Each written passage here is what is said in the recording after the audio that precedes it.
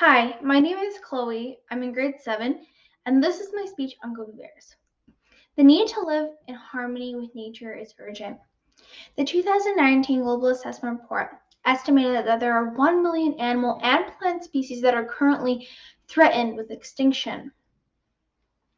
Elizabeth Colbert's Pulitzer Prize winning book, Sixth Extinction, provides strong evidence that humans are largely to blame for the most animal extinctions since a meteor wiped out dinosaurs 60 million years ago. In 2015, the UN chose halting biodiversity loss as one of its sustainable development goals. As a whole, this problem can seem overwhelming. The only way that we can save our planet is to learn how to live in more sustainable ways with the environment around us. That is why I am here today to share one specific journey, the Mongolian people living alongside the Gobi bears. This has not been an easy journey and it still has a long way to go. I'll discuss what these unique creatures are like, why they are endangered, and what the Mongolian people did about it, and what we can learn and apply to our actions so that we can protect the other amazing species that live around the globe. Gobi bears look a little bit like grizzlies, but are a lot smaller and weighing roughly 6 times less. They are remarkable creatures that have adapted to one of Earth's most hostile environments. They survive on an almost completely plant-based diet in a desert with temperatures that range from as high as 45 degrees Celsius, but that can drop as low as negative 40 degrees Celsius.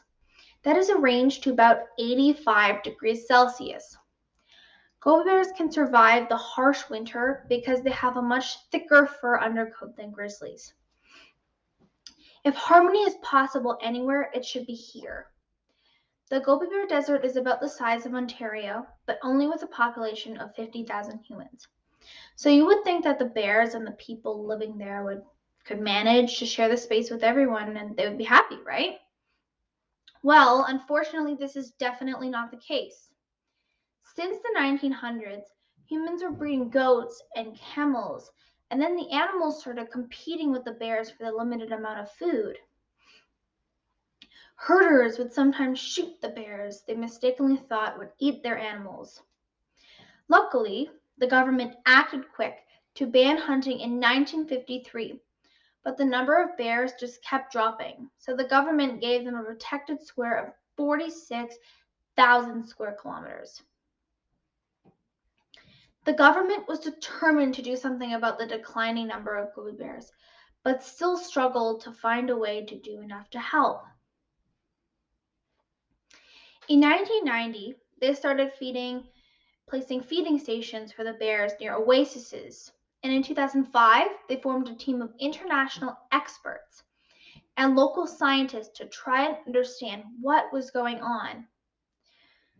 Then the scientists used GPS trackers to follow the bears. By weighing the females in the late summer, they saw that the bears didn't have enough fat for them to have babies in the winter. By getting to know the bears better, the team was able to make a difference by providing additional food during the fall feeding months. The team knew that the number of bears was critically low, but DNA testing revealed that their chances could be way worse. Of the 22 adults, there were only 8 females. For some species, zoo breeding programs have been helpful, but with only 8 females, this would be way too risky. It can take many years for zookeepers to be able to create a habitat where animals feel comfortable enough to have babies, and the Gobi bears just didn't have that amount of time. Just as this team was starting to make a little progress, gold mining started in the protected area. The government has so far resisted the temptation of making much needed cash by permitting these large mining companies from invading the area. But obviously, some poor locals will risk prison to be able to feed their families, so they are participating in this harmful practice. If the bears see miners at an oasis, they will choose to instead walk up to 100 kilometers to the next one, risking dehydration and consuming precious calories that they need to make it through the winter. Mongolia has continued to work hard to raise awareness by declaring the 2013 as the year of saving the Gobi bears. They especially look towards the local children, almost all of whom had never actually seen the bears living near them. I asked myself, what do the local children do? The scientists saw that the bear's desert environment was one of the regions of Earth's most impacted by global warming. Waters in the oases have started slowly decreasing. At small oases, herd animals are trampling the small amount of water and making it undrinkable mud. By simply building concrete drinking troughs, the locals were able to make a lot more water available. Conservationists have realized that one of the best ways to protect endangered animals is to protect their habitat. In 2017, Great Green Partners started working with a local group called Food for Mazalai to plant the Gobi bear's favorite food on a large scale.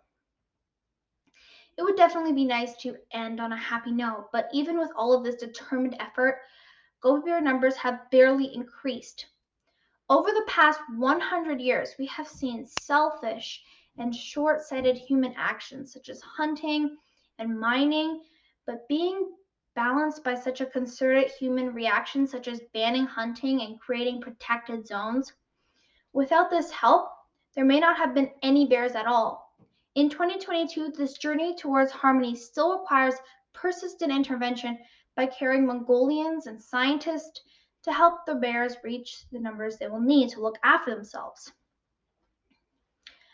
Gobi bears are only one of the 200 mammal species identified for the International Union for Conservation of Nature, ICUN, and is potentially going extinct within 3 generations. Endangered mammals are the most visible, but other animals and plants are still disappearing before humans recognize they're even in danger, or maybe before they're even discovered. Accelerating global warming means the bears and the hundreds of other species that will need even more aggressive support in the coming years. With so much going on in the world, it is easy, honestly easy, to set the animals' needs aside for just a while longer. This will definitely not work for the Gobi bears, and it won't work for the other critically endangered species. While we learn how to live more sustainably ourselves, we need all the support, and we need to support the scientists and the local people who are trying to help our fellow species make it to the next generation. The future of humanity, and indeed all life on Earth, depends on us. Thank you.